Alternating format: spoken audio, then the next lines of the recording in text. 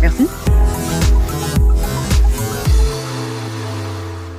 Mesdames et messieurs, j'ai mis la photo sur Facebook quand on m'a prêté la voiture, ça fait déjà 3 jours. Si vous ne me suivez pas sur Facebook, voici le lien ci-dessous pour le faire. En fait, je l'ai ouvert il y a environ 3 mois et j'y ai déjà posté des choses. Je publie du contenu varié pour éviter que les gens pensent l'avoir déjà vu sur Instagram.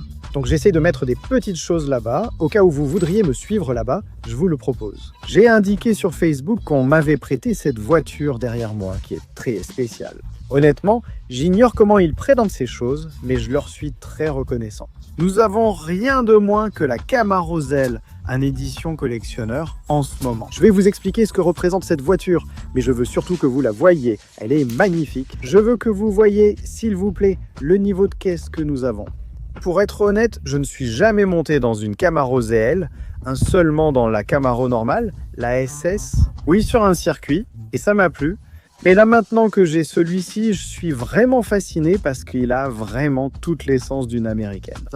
Qu'elle soit brutale, rude, imprévisible, dotée d'une grande puissance incontrôlable. Et celle-ci en a vraiment à revendre. Ou alors elle a des pneus semi-slick. Et vraiment, hier, quand je la conduisais, j'ai dit à Sophie que je pense que je vais bientôt devoir changer les pneus parce qu'elle glisse trop. Je lui ai dit, je la conduis, tu vois, genre, comment ça s'appelle ? Je lui ai dit, je la conduis comme ça, en mode le plus basique, en éco. Avec tous les contrôles activés et tout comme ça.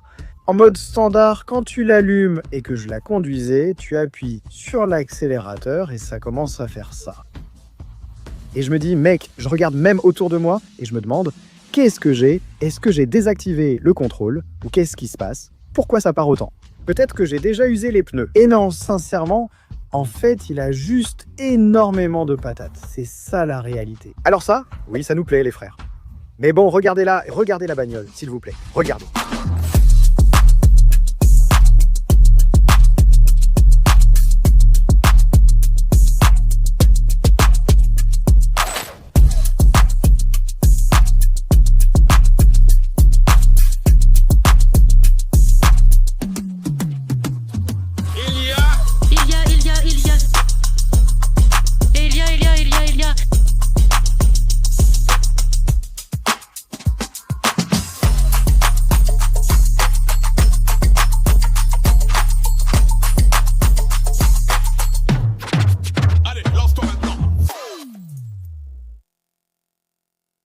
Oui, monsieur. La première chose que je veux vous montrer, c'est cette bête LT4. Le LT4 est essentiellement un LS. Chevrolet a été déjà incroyable. Ils ont trouvé le bon moteur et ils le mettent dans toutes les voitures. Et ça, c'est appréciable. C'est appréciable parce que c'est l'un des meilleurs moteurs qui existent. C'est pour ça que tout le monde fait des swaps avec ces moteurs. Parce qu'ils ne tombent jamais en panne et parce qu'ils arrachent comme des démons. Maintenant, celui-ci est un 6,2 suralimenté. Oui, monsieur, vous l'avez vu, 6,2 suralimenté. Il a 650 chevaux et 600 livres-pieds de couple, les gars. De nos jours, on y est déjà très habitué, honnêtement.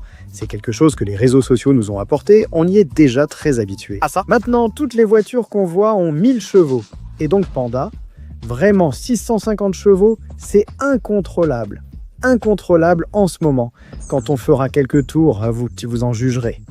Mais oui, la Maserati a plus de 400 chevaux, et vraiment que si tu accélères un peu dans un virage, elle part. Alors imaginez celle-ci avec 250 chevaux de plus, c'est vraiment ridicule. Donc oui, les voitures avec 1000 chevaux, oui, elles roulent comme des démons. Mais tu n'as pas besoin de plus de 500. En réalité, elle en a 650. Et waouh, qu'est-ce que ça fait ? Oui, je sais que vous voulez l'entendre, je sais. À l'intérieur, il n'y a rien qu'on ne connaisse déjà. Son écran avec CarPlay, elle a un système audio Bose qu'on a déjà testé. C'est vraiment agréable. Honnêtement, ça sonne très très bien et il y a plusieurs petits détails qui m'ont plu, du genre ces lignes, tu peux changer leur couleur. En fait, c'est programmé pour que si tu le mets en mode sport, ça devient rouge, les lignes deviennent rouges, ce qui est sympa. Si tu le mets en mode track, ça devient jaune, toute l'interface change de couleur. Donc je trouve que c'est vraiment sympa, ça a l'air très élégant. Sinon, tu peux aller ici dans les réglages du véhicule, l'éclairage, et là tu peux choisir. Alors, de quelle couleur tu le veux. Si tu le veux vert, mets-le en vert. Si tu le veux avec des couleurs combinées, ça rend aussi bien. Là, c'est comme violet avec un peu de bleu. Je pense que c'est un joli petit détail. Et ça nous plaît vraiment. Regardez. Juste regardez ça. Ici, on a un indicateur du superchargeur. Regardez, on accélère et ça bouge. Je trouve que c'est vraiment cool. La température a baissé et on a mis un petit pull. Mais je veux vous donner les différences entre un Zell, un normal et celui-ci qui est l'édition spéciale. Tout d'abord, non, on va laisser ça pour la fin. La première chose que l'on peut voir, ce sont les sièges Recaro qui sont magnifiques et qui se remarquent. Ce que j'aime chez les Américains, c'est qu'ils n'arrêtent jamais de perdre. C'est ce style américain. Eh bien, c'est un siège qui paraît grand et tout ça, mais putain, il a des parois super rigides. C'est-à-dire, ça va être un siège de course, c'est la réalité, mais il paraît, c'est un siège confortable, avec chauffage, avec refroidissement. Quoi d'autre ? Il y a beaucoup de détails en Alcantara, à commencer par le volant, le levier de vitesse, cette partie ici, les portes, évidemment, les sièges, ici où tu poses ton bras, c'est magnifique, vraiment, j'aime beaucoup.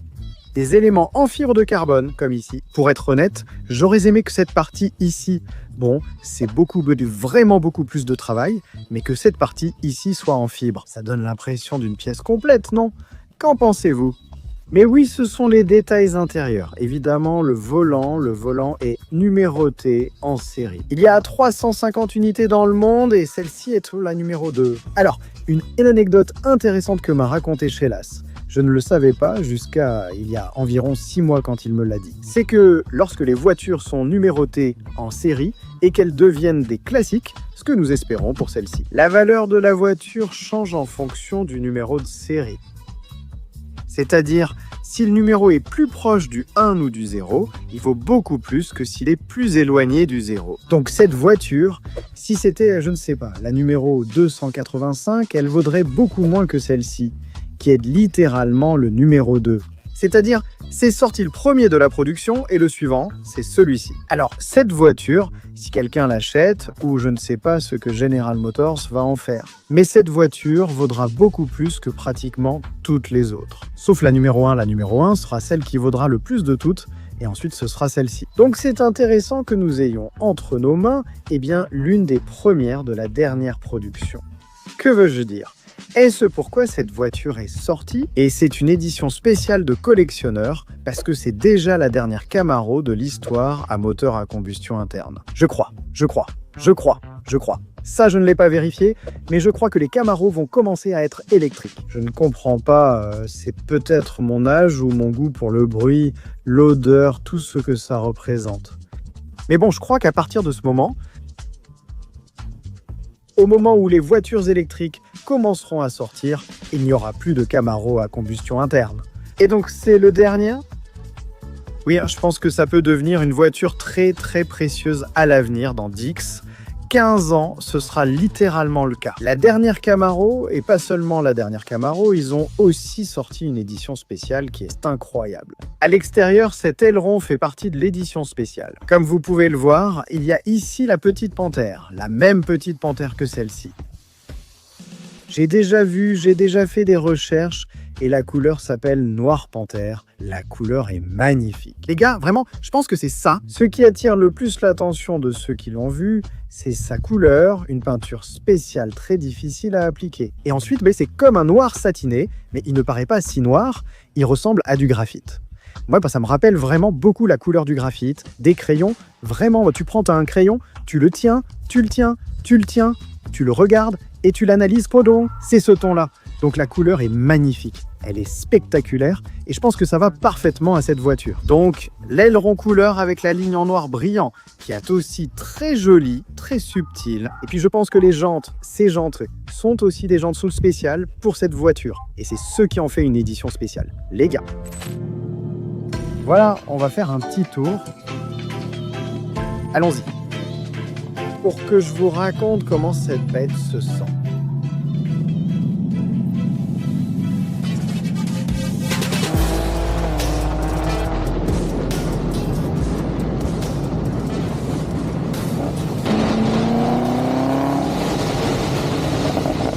Allons-y.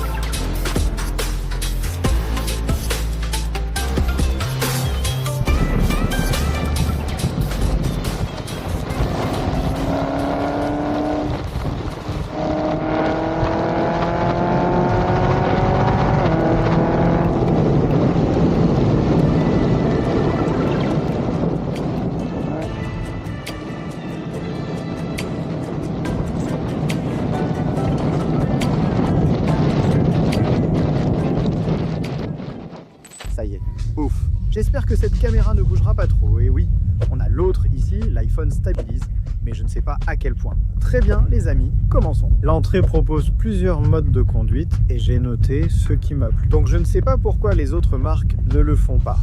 C'est que lorsque tu changes les modes de conduite, ils restent là où tu les as laissés. C'est-à-dire, si je mets le mode piste maintenant et que je désactive le contrôle de traction, eh bien, imagine que je l'utilise comme ça, parce que c'est comme ça que j'aime l'utiliser. Et demain, j'allume. Aujourd'hui, j'éteins la voiture, demain j'arrive, je la démarre et elle reste en mode piste avec le contrôle de traction désactivé. Donc, c'est un grand succès pour la marque. Félicitations. Parce que c'est toujours la même chose. C'est-à-dire, c'est toujours un peu embêtant d'être là. Autrement dit, si tu aimes un réglage, c'est agaçant de devoir tout reconfigurer à chaque fois que tu montes. Donc, si moi j'aime le mettre en mode sport, parce que j'aime ça, parce que le moteur monte plus dans les tours, ou peu importe la raison, j'aimerais que chaque fois que je le démarre, il s'allume en mode sport. Et celui-ci le fait. Donc en commençant par là, honnêtement, je l'ai remarqué parce que je me suis dit, ah c'est cool, là où je l'ai laissé, il est resté comme ça, donc c'est bien. C'est pour ça qu'il a plusieurs modes de conduite. Il y a le mode normal, voyage, sport, piste et neige. Alors ce que j'ai aussi remarqué et que j'apprécie, c'est que tout sonne pareil, même dans le mode le plus basique. Je fais partie de ceux qui veulent que ça fasse du bruit en continu, alors pourquoi agir autrement? Un son plus faible, l'autre plus fort. Moi j'aime que ça sonne uniforme, que l'échappement ait toujours le même son, et donc celui-ci fait du bruit. Donc si je le mets en mode voyage, il fait du bruit quand j'accélère. En réalité, si on y va doucement, la voiture a 10 vitesses, ce qui est fou. Donc tu peux rouler à 150 en 7e, 8e, 9e, voire même en 10e. Et donc tu roules avec le petit moteur assez silencieux, presque éteint, et le bruit ne dérange pas. Alors que c'est vrai que quand tu appuies, ouah, comme ça fait du bruit, mais bon, c'est une des nombreuses choses que j'ai aimées. Il est 10 vitesses, et puis l'échappement est toujours pas vraiment ouvert ou fermé, mais il est comme il est. Et c'est cool alors. De ce côté-là, on aime beaucoup la façon dont il accélère, hein, c'est ridicule, vraiment. La façon dont il accélère est trop impressionnante. Il a des pneus slick, semi-slick, des pneus slick sur la route, mais ce sont pratiquement des pneus de course et ça glisse tout le temps. C'est-à-dire, même si tu actives tout en mode voyage en mode plus tranquille, ouf, ça reste un démon, un vrai démon, et il a son charme. Parce que, oui, j'ai un peu conduit beaucoup de voitures exotiques, et ce sont des voitures, ça va pas, elles sont basses, elles sont super, le châssis est super rigide, la suspension est super rigide, donc oui, ça accélère très fort, mais tu te sens en confiance tout le temps. En revanche, ces voitures-là, comme c'est une voiture normale, elle est haute, la suspension est souple, parce que c'est une voiture de tous les jours. Donc en gros, tu conduis une voiture de tous les jours, mais avec toute la puissance du monde. Évidemment, elle a des super freins, des freins Brembo, et quoi d'autre les gars, la suspension est incroyable, un peu souple à mon goût. Je ne sais pas si on peut l'ajuster, je ne sais pas si en mode piste, en mode sport ou autre, ça s'ajuste, mais oui. Peut-être que j'aimerais qu'elle soit plus rigide quand on appuie, mais en réalité, pour un usage quotidien, elle est magnifique. La suspension, si tu ne tombes pas dans un nid de poule ou quelque chose comme ça, tu ne t'en rends même pas compte. Parce que oui, elle fait son travail, mais c'est vrai qu'en appuyant fort, c'est-à-dire en roulant sur l'autoroute, là tu le ressens un peu. Il manque que la suspension soit plus rigide. Regardez ça, regardez. Et ça, c'est en mode voyage avec tous les contrôles activés. Donc si je les active, vous verrez. On continuerait là-bas comme ça, comme on aime. Et oui, avec le contrôle de traction, c'est super strict. Cela dit, je vais vous dire, maintenant je comprends pourquoi il y a tant d'accidents avec ce type de voiture chez les Américains. Challengers, Chargers, Mustangs, Camaros. Elles ont trop de moteurs et oui, il faut vraiment savoir les contrôler. En réalité, c'est arrivé plusieurs fois. Si tu veux dépasser, tu fais comme ça, tu accélères et la voiture fait ce qu'elle veut, alors regarde.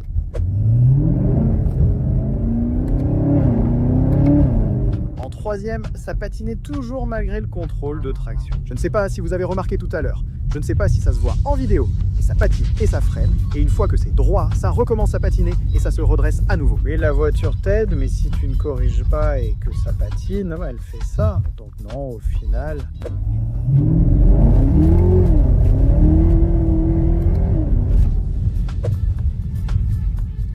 C'est-à-dire, j'ai des pneus sur mes leaks et je suis ravi, c'est incroyable.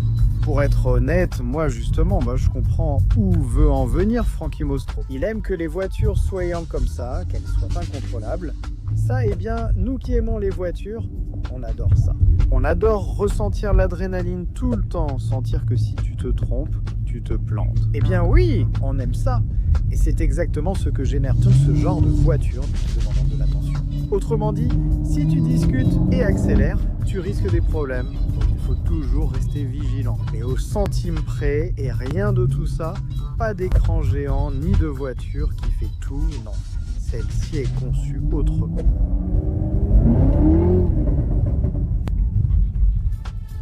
La boîte, je ne sais pas quelle boîte c'est, honnêtement, mais elle change. Je crois que c'est une boîte à double embrayage, car ça change ainsi. Les vitesses. Mais tout dans cette voiture est réfléchi. Est-ce que ça doit vraiment être comme ça? Où est-ce que je veux en venir avec ça? Beaucoup de gens disent non, mais si ce n'est pas européen ou si ce n'est pas aussi... La réalité, c'est que tout est conçu pour être le meilleur possible, sans cesser d'avoir cette essence américaine, qui est énormément de puissance et très peu de contrôle. Eh bien, c'est ce qu'on aime, on aime ça. Ce que je veux dire au final, c'est que si tu actives justement le contrôle maintenant et tout, oui, ça se contrôle. Tout seul.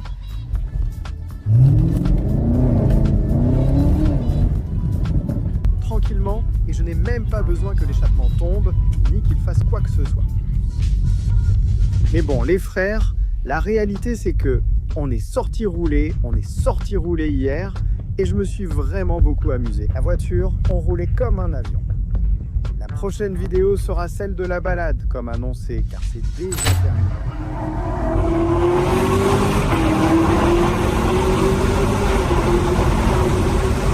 Salut. Je suis tombé amoureux de la voiture, honnêtement je m'y suis habitué. Puis je suis parti sans vraiment savoir. Au début, oh oui, j'étais nerveux car c'est une voiture vraiment très agressive. Et si tu n'es pas à 100%, elle t'échappe. Même si tu as tout, et normalement. Eh bien, s'ils me demandent, genre, tu me laisses la conduire? Je leur dis oui, fais un petit tour. Et celle-ci, c'était non, celle-là, je ne vais pas te laisser la conduire. Parce que oui, c'est très facile de perdre le contrôle, c'est la vérité. C'est-à-dire, si vous en avez eu une ou si vous en avez conduit une, vous me comprenez parfaitement, mais je ne sais pas comment l'expliquer aux gens qui n'ont pas vécu ça. Mais oui, c'est une voiture qui t'exige d'être à 100%, parce qu'elle a vraiment beaucoup de puissance. 650 chevaux moteur suralimenté, il tire dès les bas régimes. C'est une grande différence avec les turbos, parce que le turbo a du lag, donc tu peux accélérer un peu et attendre de voir comment ça réagit. La voiture réagit et tu relâches celui-ci, non, celui-ci tu accélères. Et ça réagit, et là tu dois déjà être avec les deux mains sur le volant en t'attendant au pire. Donc je voulais que vous le connaissiez, parce que j'ai beaucoup aimé la voir, j'ai beaucoup aimé le conduire. Je l'ai eu une semaine et parcouru 500 km. J'ai utilisé, et j'ai rempli le réservoir et je l'ai encore utilisé. Et plus je l'utilise, plus je l'aime, c'est la réalité. Plus je l'utilise, on le met en manuel, on le met en première. Merci. C'est dangereux. Elle ne part pas vraiment, je n'ai même pas appuyé à fond. Merci. Merci, c'est magnifique, c'est incroyable. Pour être honnête, j'en veux déjà un, vraiment. J'en veux déjà un, il en a encore plus. Je n'arrive pas à croire qu'il ait autant de puissance d'origine. Et je me dis, oui, il est au niveau du Gran Turismo 500, il est au niveau des Hellcats, il est au niveau de tous ceux-là. Mais ils sont tous ridicules, vraiment. Ils le sont tous, ouf, beaucoup trop puissants. Mais bon, j'espère que ça vous a beaucoup plu. Les gars, moi je me suis vraiment beaucoup amusé avec la voiture. Et encore une fois, un grand merci à...